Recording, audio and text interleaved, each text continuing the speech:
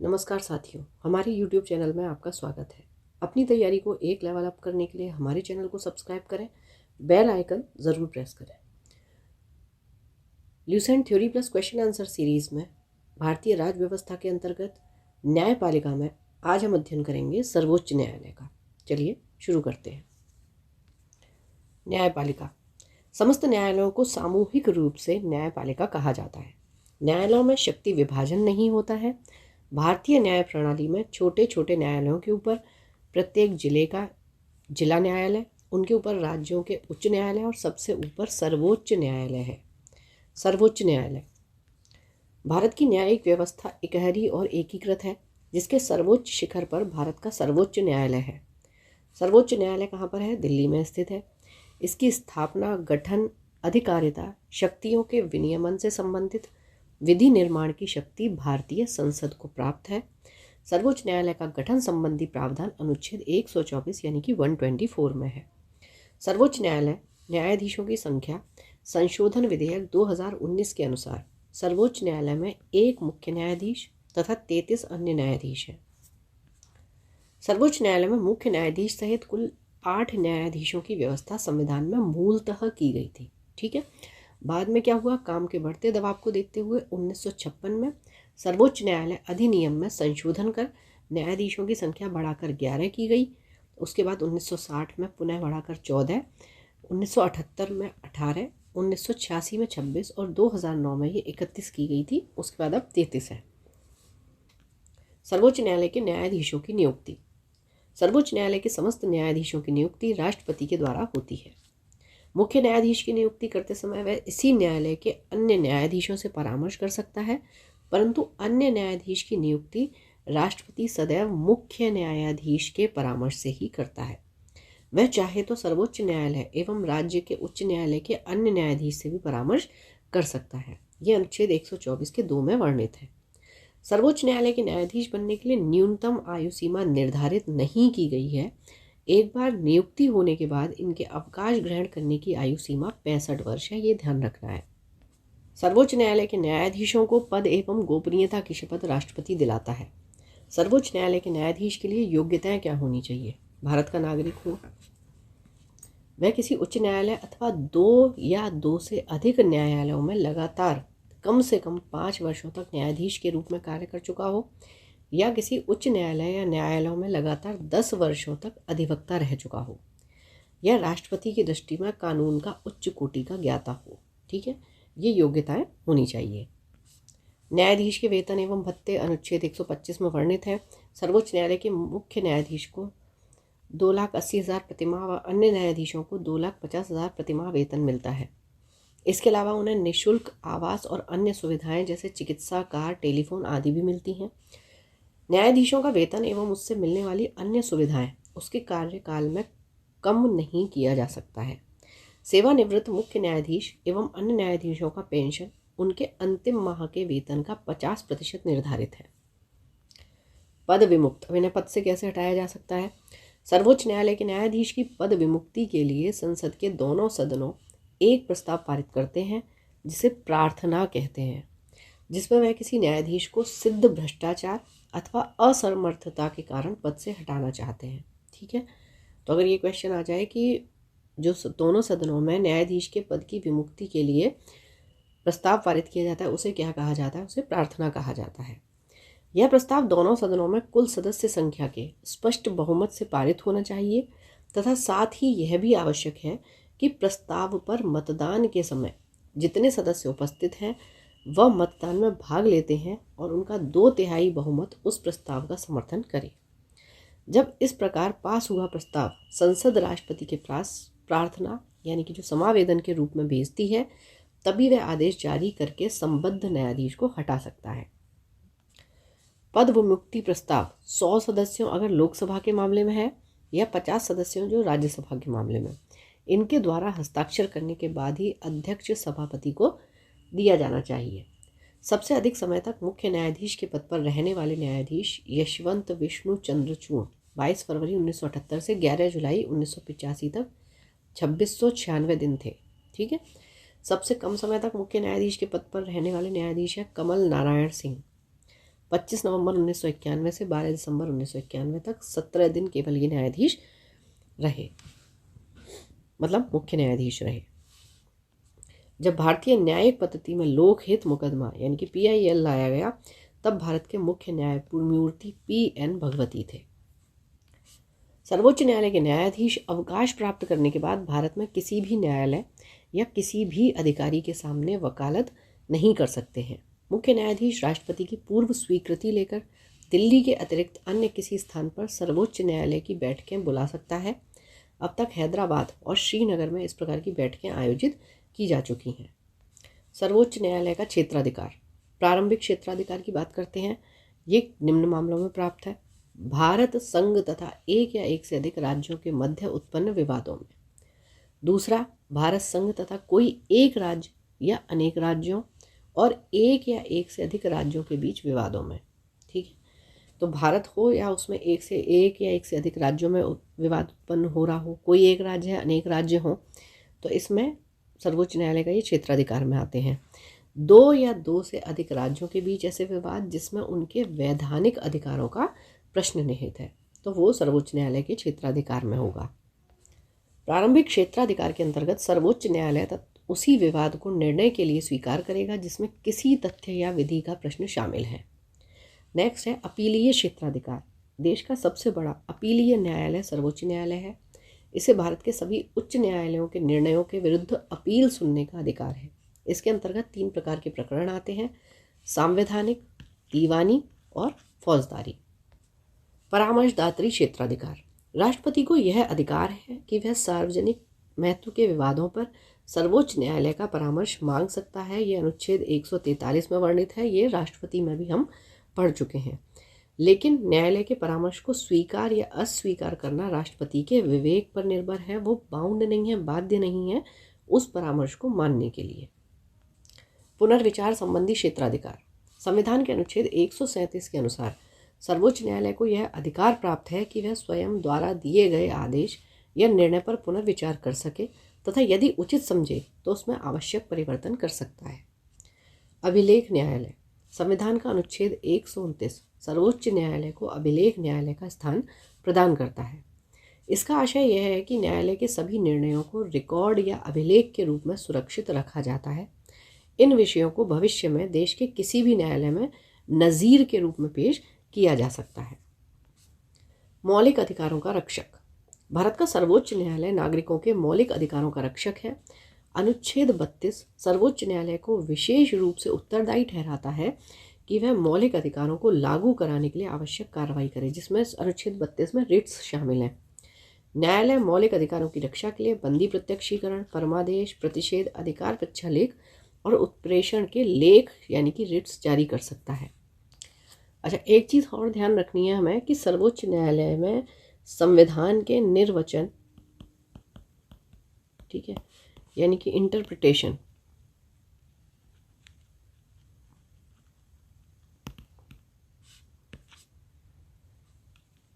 ठीक है, तो इंटरप्रिटेशन के संबंधित मामले की सुनवाई के लिए न्यायाधीशों की संख्या जो है वो कम से कम 5 होनी चाहिए। ठीक है, कहाँ पर ये वर्णित है? ये अनुच्छेद 145 के 3 में 145, ठीक है, इसमें ये वर्णित है। चलिए, सर्वोच्च न्यायालय से संबंधित कुछ क्वेश्चन आंसर्स। भारतीय संविधान के किस भाग में संघीय न्यायपालिका का उल्लेख है? भाग 5। संविधान के व्याख्याकार और संरक्षक कौन है? सर्वोच्च न्यायालय। भारतीय संविधान की व्याख्या करने का मुख्य अधिकारी कौन है? सर्वोच्च न्यायालय। व्याख्याकार अभी हमने पढ़ा था कौन है। निम्नलिखित में से किसके अंतर्गत भारत में सर्वप्रथम सर्वोच्च न्यायालय की स्थापना हुई? रेगुलेटिंग एक्ट यानी कि रेगुलेटिंग अधिनियम 1773 के अंतर्गत। भारत के सर्वोच्च न्यायालय की स्थापना कब हुई? भारत सरकार अधिनियम 1935 के अधीन। मूल रूप से संविधान में सर्वोच्च न्यायालय में मुख्य न्यायाधीश के अतिरिक्त कितने न्यायाधीश की व्यवस्था थी? 7। वर्तमान में सर्वोच्च न्यायालय में मुख्य न्यायाधीश के अतिरिक्त कितने का प्रावधान किया गया है? तो ये है 32। ठीक है, मुख्य न्यायाधीश को मिलाकर 33 हैं।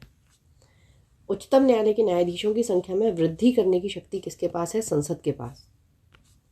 सर्वोच्च न्यायालय के न्यायाधीशों की निम्न में से कौन सी अर्हता होनी चाहिए?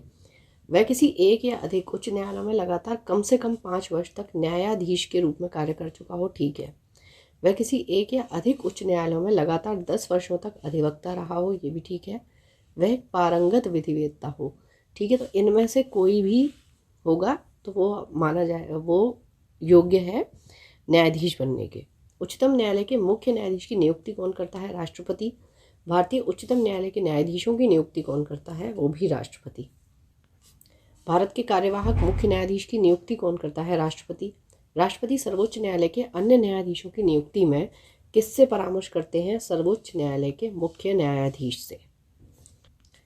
सर्वोच्च न्यायालय में तदर्थ न्यायाधीशों की नियुक्ति किस देश की न्याय प्रणाली से प्रेरित है? फ्रांस। भारतीय संविधान में तदर्थ न्यायाधीशों की नियुक्ति का प्रावधान सर्वोच्च न्यायालय में, जनपद एवं सत्र न्यायालय, उच्च न्यायालय, इन सभी में है। सर्वोच्च न्यायालय में तदर्थ न्यायाधीश की नियुक्ति होती है जब न्यायालय के किसी सत्र के लिए न्यायाधीशों का कोरम यानी कि गण पूर्ति नहीं होती। सर्वोच्च न्यायालय में तदर्थ न्यायाधीशों की नियुक्ति कौन कर सकता है? राष्ट्रपति की अनुमति प्राप्त सर्वोच्च न्यायालय का मुख्य न्यायाधीश। सर्वोच्च न्यायालय में न्यायाधीश नियुक्त होने के लिए व्यक्ति को कम से कम कितने वर्ष उच्च न्यायालय का एडवोकेट होना चाहिए? 10। उच्चतम न्यायालय के मुख्य न्यायाधीश कितने वर्ष की आयु तक पदधारी रहते हैं? 65। उच्चतम न्यायालय के न्यायाधीशों की सेवानिवृत्ति की आयु है 65, 65। और सर्वोच्च न्यायालय का न्यायाधीश कितनी आयु तक कार्यरत रहता है? तो 65 होना चाहिए, इसमें ऑप्शन नहीं है। सर्वोच्च न्यायालय के न्यायाधीशों को उसके पद से केवल किन प्रमाणित आधारों पर हटाया जा सकता है? कदाचार और असमर्थता। सर्वोच्च न्यायालय के न्यायाधीश को कदाचार और असमर्थता के प्रमाणित आधारों पर संसद किस तरह महाभियोग का प्रस्ताव पारित कर सकती है? तो संसद के दोनों सदनों द्वारा अलग अलग अपने कुल सदस्यों की संख्या के बहुमत तथा उपस्थित एवं मतदान करने वाले सदस्यों के 2/3 बहुमत के प्रस्ताव द्वारा। सर्वोच्च न्यायालय के न्यायाधीश के विरुद्ध महाभियोग का प्रस्ताव पारित हो जाने पर पदच्युति का आदेश कौन जारी कर सकता है? राष्ट्रपति। कौन पद को हट से हटाने का आदेश जारी कर सकता है? राष्ट्रपति।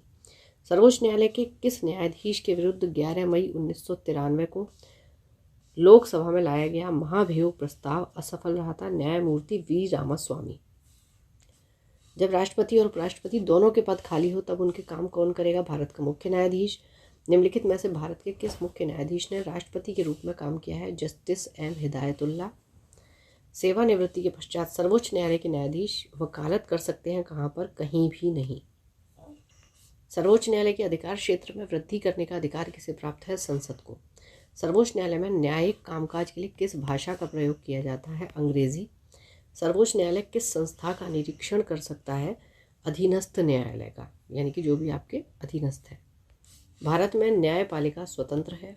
भारत में न्यायपालिका स्वरूप है एकीकृत।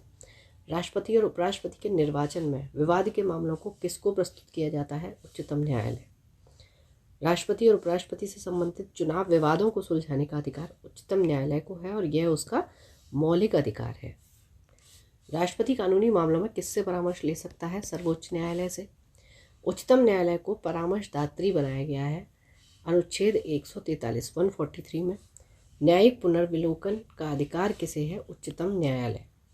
भारत में न्यायिक पुनरीक्षण की शक्ति का प्रयोग किया जाता है केवल सर्वोच्च न्यायालय द्वारा। न्यायिक पुनर्विलोकन का अर्थ है कि सर्वोच्च न्यायालय किसी भी राज्य के कानून को अवैध घोषित कर सकता है। न्यायिक पुनर्विलोकन में न्यायालय को निम्नलिखित अधिकार प्राप्त है: यदि कोई कानून या आदेश संविधान के विपरीत हो तो उसे असंवैधानिक घोषित कर दिया जाए। न्यायिक पुनर्विलोकन की व्यवस्था कहाँ कहाँ पर है? भारत और यूएसए में। केंद्र और राज्यों के विवादों का समाधान करना सर्वोच्च न्यायालय के जिस क्षेत्राधिकार के अंतर्गत आता है वह है प्रारंभिक। निम्नलिखित में से किस मामले में उच्च न्यायालय में प्रत्यक्ष रूप से दाखिल नहीं किया जा सकता? 2 अथवा अधिक राज्यों के बीच विवाद। जनहित याचिका दायर की जा सकती है उच्च न्यायालय में भी और सर्वोच्च न्यायालय में भी। सर्वोच्च न्यायालय किसे हटाने के लिए राष्ट्रपति से सिफारिश कर सकता है? संघ लोक सेवा आयोग के अध्यक्ष व सदस्यों को। सर्वोच्च न्यायालय कौन सा प्रलेख जारी नहीं कर सकता? निषेधाज्ञा। बंदी प्रत्यक्षीकरण है, प्रतिषेध है, परमादेश है, और 2 कौन से हैं वो आप मुझे कमेंट बॉक्स में बताएंगे। उच्चतम न्यायालय द्वारा परमादेश किसे जारी किया जाता है? किसी अधिकारी को सरकारी आदेश निभाने के लिए। निम्नलिखित में से उच्च न्यायालय, उच्चतम न्यायालय की वह रिट या आदेश कौन सा है जो किसी प्राधिकार को रद्द करने के लिए लिया जाता है? यह है अधिकार प्रच्छा रिट यानी कि को वारंटो। लाभ का पद परिभाषित हुआ है सर्वोच्च न्यायालय द्वारा। निम्नलिखित में से किस मुकदमे में भारतीय सर्वोच्च न्यायालय ने सर्वप्रथम संविधान के मौलिक लक्षण का सिद्धांत प्रतिपादित किया? गोलकनाथ बनाम पंजाब राज्य में। भारतीय संविधान का कौन सा अनुच्छेद संवैधानिक विवाद में सर्वोच्च न्यायालय के अपीलीय क्षेत्राधिकार से संबंधित है?